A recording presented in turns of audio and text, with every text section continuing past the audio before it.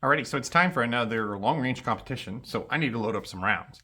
Now what I'm going to do today is I'm just going to go ahead and load up these 5 in the exact same methods that I'm going to use to load all 36 that I am going to shoot. So what we're going to use today is the 105 grain Burger Hybrid Target, CCI number 450 primers, and Varget. We're using 3 times fired Hornady brass. Now this brass has been resized, shoulder bumped 1 to 2 thousandths, annealed, cleaned, and now it's ready to go ahead, deburr, chamfer, and prime. So we're really not going to use any different methods than you guys usually see me do on this channel, but I don't think I've ever loaded 6GT on the channel. So as you can tell, our brass is ready to go, and this hasn't been trimmed. This is still a little short of trim length, so, and they're all pretty much uniform. So as you can see there, 1.724, which is about 6,000 under trim length. So really all I need to do is give us a light chamfer on all of these pieces. Again, these have already been chamfered before because we did not have to trim them. So I'm just going to give just a light chamfer just to make sure that they're all uniform as we seat our bullets. Now this is a little bit tedious doing it to 36 pieces, but as long as you get a head start on it and you're not rushed, it's really not too bad. So now what we need to do is go ahead and prime these cases. So we're going to continue using our Lee hand priming tool, and we're going to throw a couple primers in here. All right, so there's 5 of them there.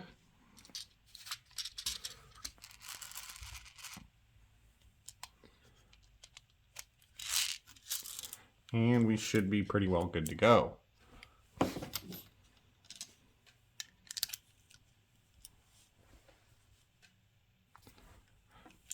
So someone commented on one of my last videos something about using 2 hands with the hand priming tool, and that is just a habit of mine. So the actual priming takes place with 1 hand, and then I just make sure I give it that extra little push to be sure that all of them are seated uniformly.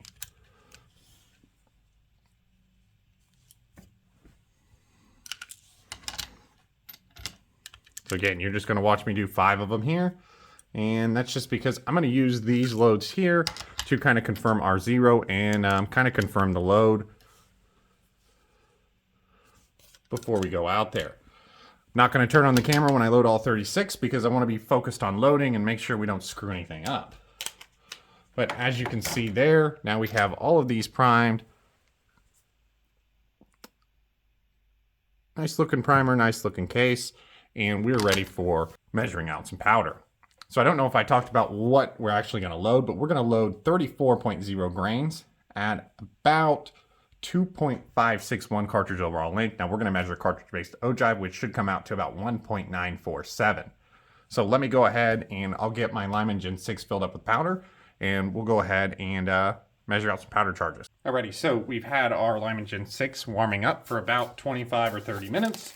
Now when I actually load up the rounds for the competition, it's obviously we're going to let it warm up probably a few hours just to make sure there's no drift in our scale, but not too worried about it here because we're just going to load up a handful, and then a little bit later today we're going to go ahead and load up the rest of them off camera after we confirm our load. So we're not going to need too much powder in there right now because, again, I'm going to take this powder out because this scale is going to sit for a few hours and don't want humidity and all that stuff messing up.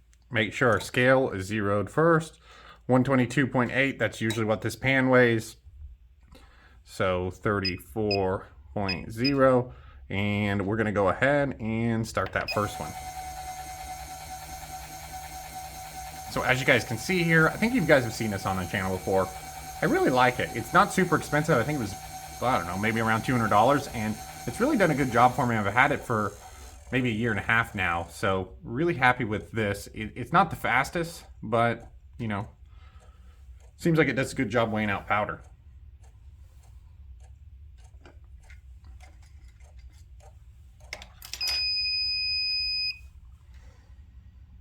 All right, so as you can see there, we hit it right on the nose at 34.0.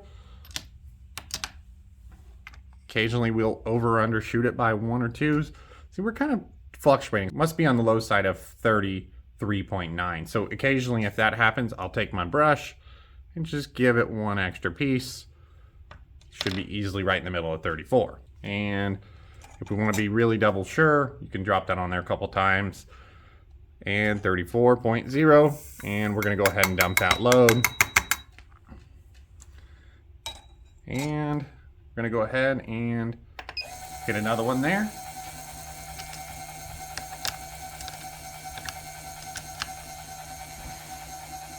So I'll go ahead and fast forward the process of loading here, and you'll see me dump and check the charges.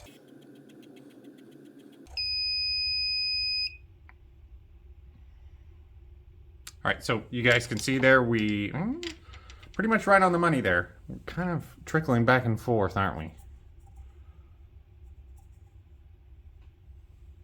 So usually this isn't the case.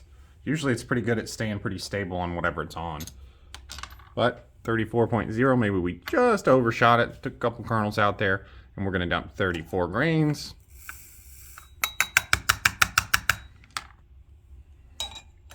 Drop that pan on there, throw another charge.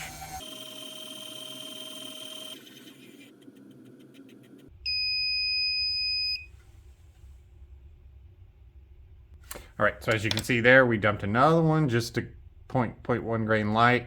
Drop a little bit more powder in there. And there we are at 34 grains.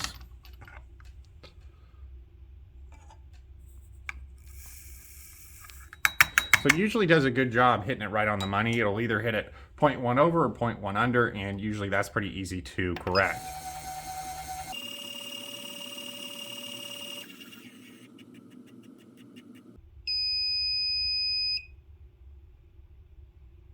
All right, so we did a good job there. That charge looks like we hit 34 right on the money, which is usually the case. I would say if I load up 50, there might be 5 to 10 of them that I need to adjust, which for me isn't that big a deal. I don't load in bulk most of the time, so not a big deal. And last charge here.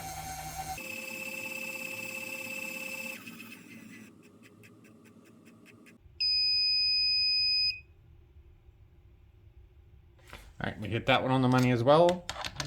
Maybe.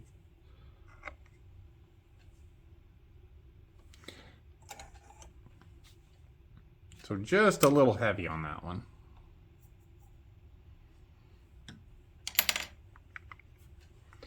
And we'll go ahead and dump 34 grains.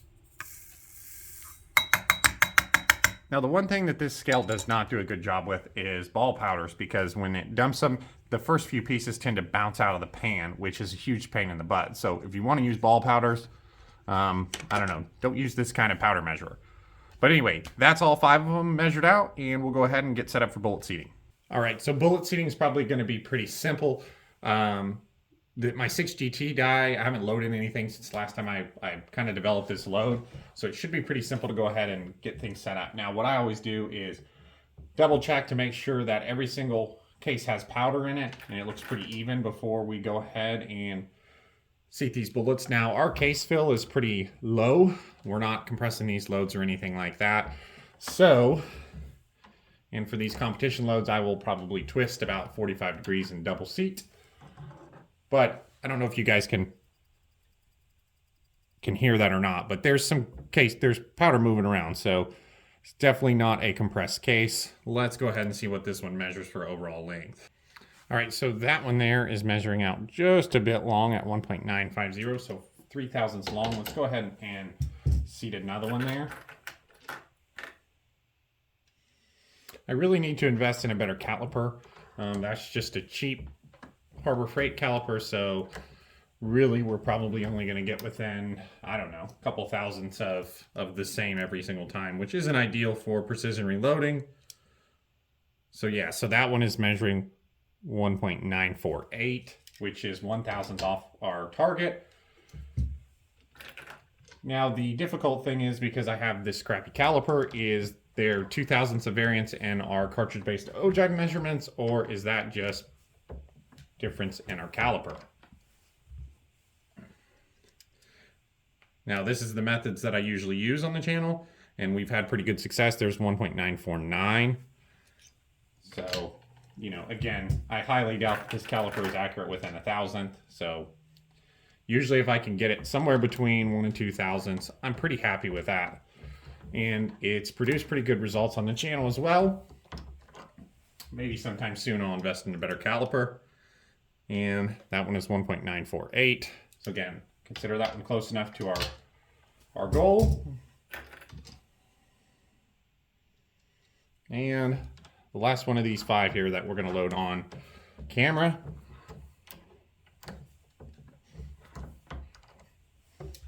See what that one measures out to.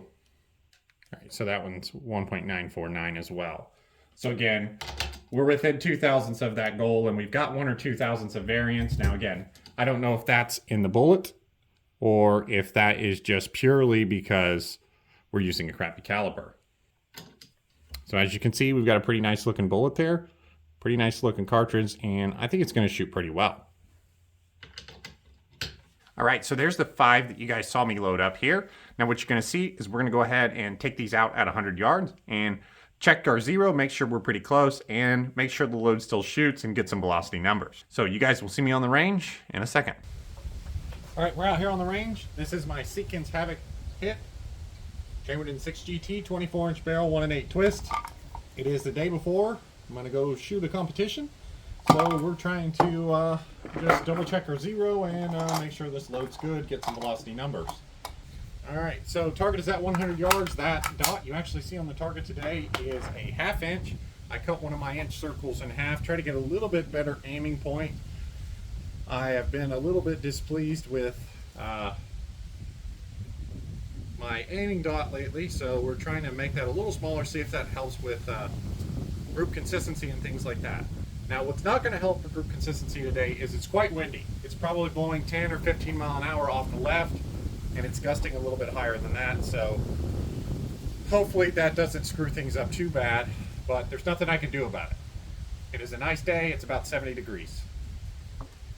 Gun is cold. That's for the most part how things are going to go when we shoot in the competition. You shoot 3 shots at a time, so we're going to shoot a 5-shot group here. So I'm going to go ahead, and I've got all 5 of them loaded in our magazine, and we're going to go ahead and arm the lab radar, and we'll be ready to shoot. We'll try to wait out if it really gusts up with the wind, but you know, it's going to happen. We're going to have to shoot through a little bit of wind today.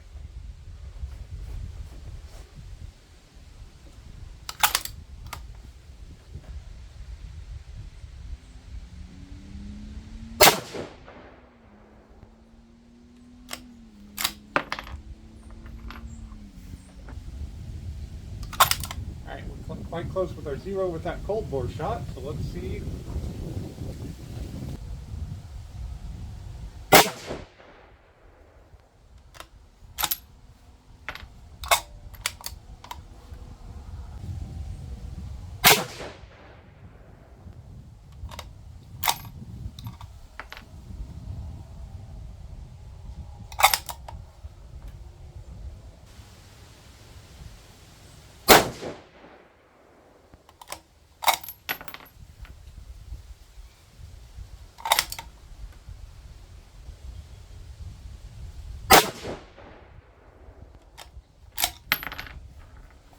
Alright, so looks like our zero is maybe just to the right of our target there. Now, the thing that gets interesting here is shooting through this 10-15 mile an hour wind. Is a little bit of that why we're blown over there?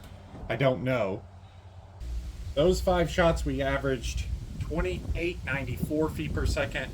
With 5 shots we had an SD of 2.7 and we had an extreme spread of 6.85.